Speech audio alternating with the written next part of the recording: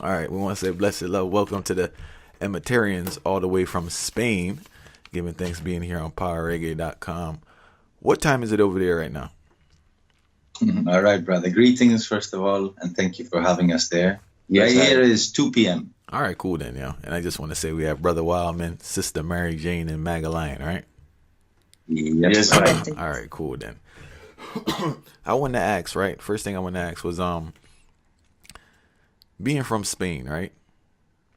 Not reggae, but music in general. What was your early exposure to music being in Spain? Well, all kinds of music, really. But mostly what we were exposed to from mostly our parents, and in my case, my elder brother. Although my elder brother's music never really suited me.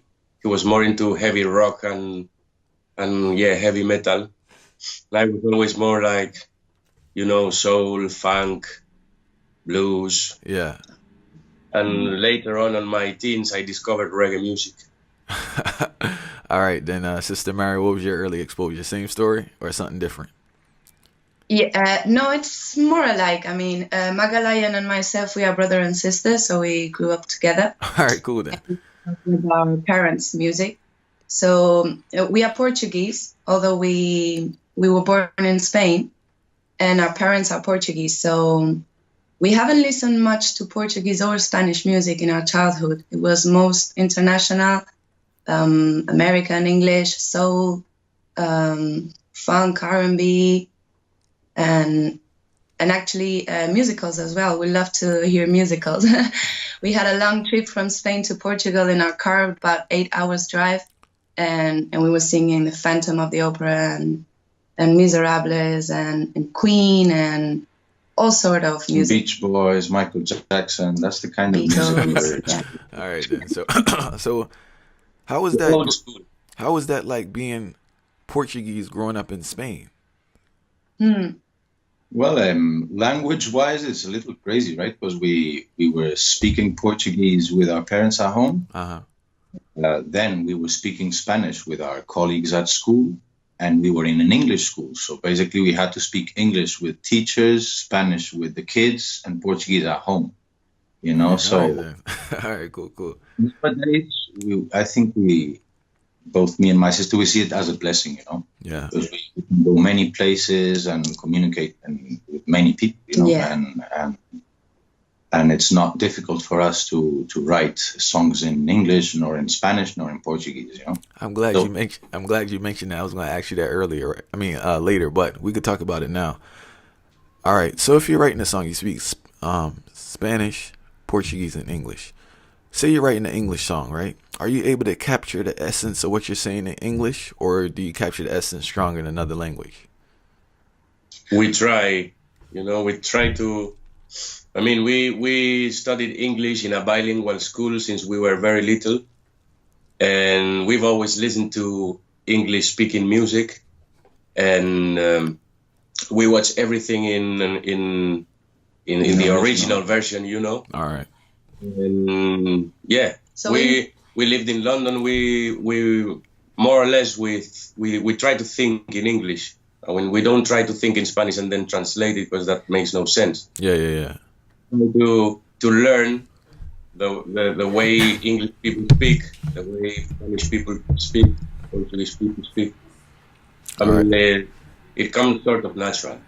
Yeah. All right, cool then. All right. So correct me if I'm wrong, but based on the music that I'm hearing for you, your early exposure to reggae music was Culture Foundation music? That's right. Absolutely. All right, then. So you have to tell me, what are some of the early artists you were listening to? Woof. I mean, the first artist was Bob Marley and the Of course, Wailers, it all started with Bob Marley. It opened our eyes, our ears, our hearts, our minds, everything together. The moment we started listening to reggae, I don't know, it's a kind of just an awake. Yeah, you listen to an awakening. You listen to the lyrics, and they just hit you straight inside. So it all started with Bob Marley and the Wailers, of course. And then we started listening to some vocal trios as Abyssinians, Gladiators, Meditations, Ethiopians. And we started just doing some versions of them. That's how we started to learn how to harmonize our voices together.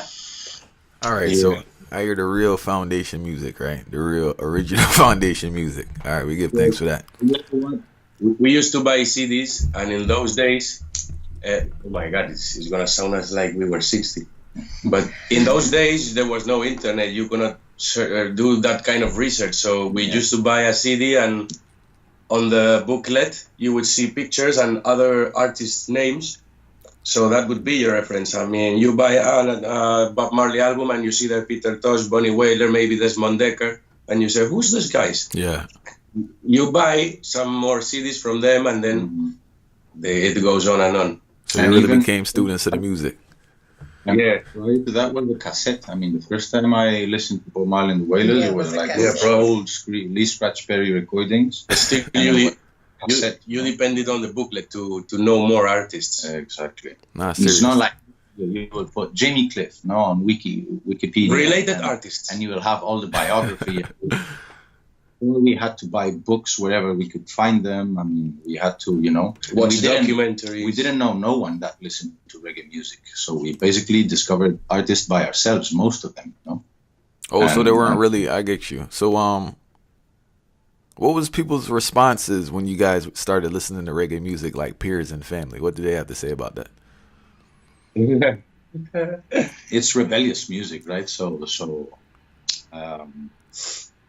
I wouldn't know. They never taught me what I had to listen or that kind of vibe, but I'm sure that when we started listening to reggae music, maybe some of those stereotypes came into their mind, like, oh yeah, so listen to reggae music, you smoke ganja, yes, and going much further than that, right?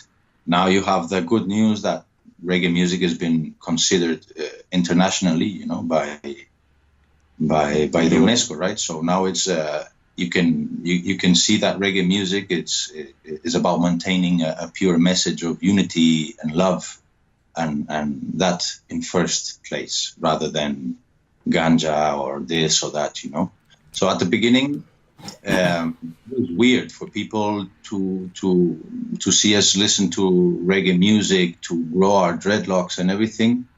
It was weird, but 15 years after, I think we gained a lot of respect, and we have our parents' respect and our friends' respect right now. So I guess we're proud, of what we've achieved since those cassettes and those CDs, Everybody started on the journey together. I know your brother and sister. Did everyone start together? Not really. Each one separately. The reggae music journey. Making music, yes, we did together. All right, but the musical journey now was separate. I'm jumping. I jumped forward by mistake. But how did you guys link up? All right, in the park, as natural as it can be. We linked up in the park with a common interest of singing reggae music in the first place. So we would sing some covers from Peter Tosh, Bob Marley, and we started to, have the idea to maybe round up a group of people and make a big band like the old days, with a brass section and 2 keyboard players and 3 guitars and all of that. So we are still so passionate that we made it work, for many years it was 13 of us. On stage, in little tiny places. There's good memories. Nowadays, it's a 8-piece band with the engineer 9, and it depends on where we go in and the budget. We can bring brasses or not. But basically, it's 8 of us, so we can do it easier. All right, cool then. Another question I had was that when you started out, right? Like, did you guys have to go around Spain, or did you have to go to other countries? Like, was there an outlet in Spain for your music, or did you have to go like to England? Like, where did you go originally to start building up your name? Well, at first we started here in our own country, of course, but there's not really much reggae culture, or there hasn't been much of a reggae culture in the past 10 years since we started. It's been growing, but reggae music is not in the Spanish culture. It's not on the mainstream. It's not on the TV. It's not on the radio. There's no reggae radio in our country. There's Alma de Leon, there's one program, 1 hour a week in the national radio, and that's it. So, but you cannot listen to any radio station 24 hours a day reggae music. That does not exist. We've got 1 hour a week. That's wild. 1 week of national reggae here.